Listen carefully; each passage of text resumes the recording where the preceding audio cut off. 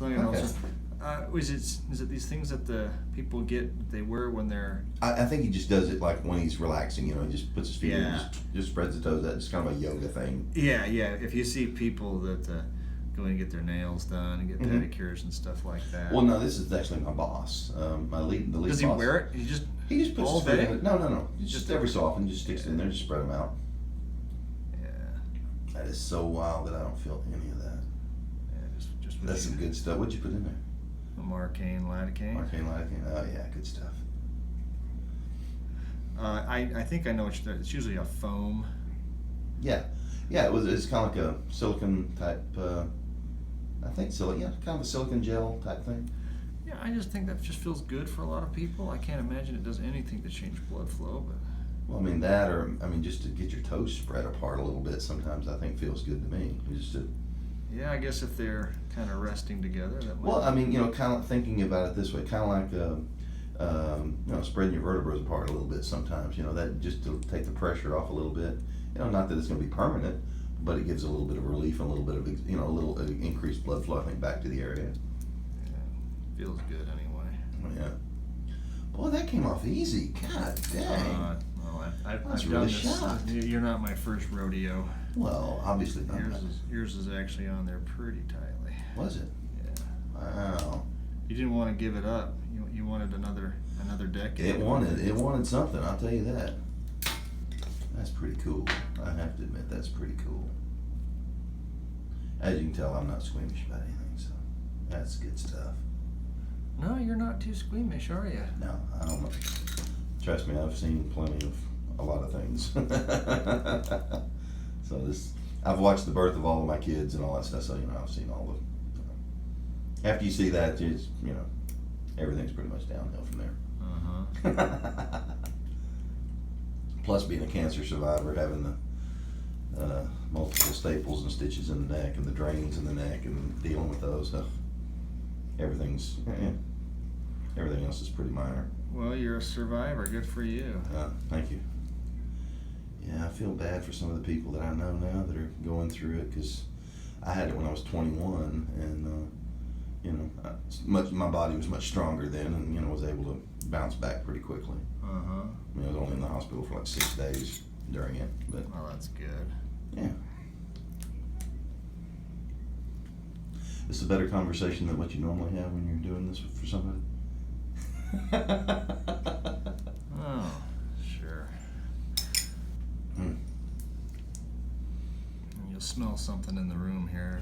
Not the acid? Phenol is Nice. what we put on there. Yeah. Get in there and burn that crap out. See, I always thought, because that nail was so thick and all, I thought, what if there's some kind of technique where they can just drill little holes all in the nail, inject whatever in there to kill the fungus, and then, cover it up. That way it allows it to stay in there. Maybe the nail bed will actually heal back, but I'm going to guess not.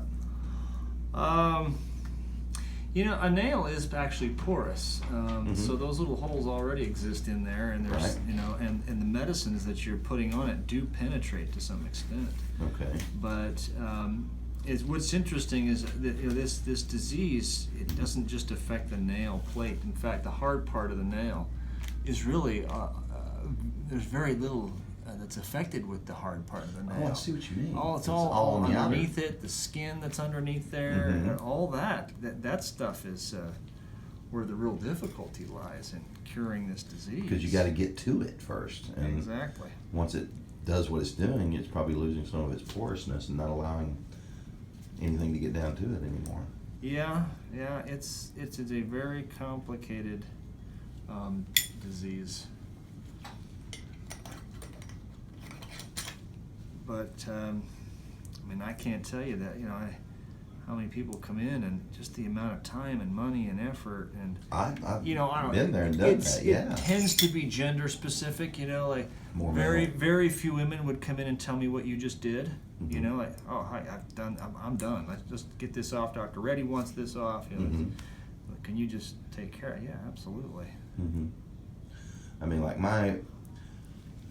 It's been a long process getting all of them cured, and this last one, where it is now, but I'm just happy that this is. I can see light at the end of the tunnel now. Yeah, absolutely. Let me put one more on. Now, Shelley gave you those instructions, and it's really important that you're getting this thing soaked, okay? Oh yeah, for sure. You might see some buildup on here, some kind of crusty stuff, and if you can, when you soak it, debride it. Yeah, just gently debride that. Okay.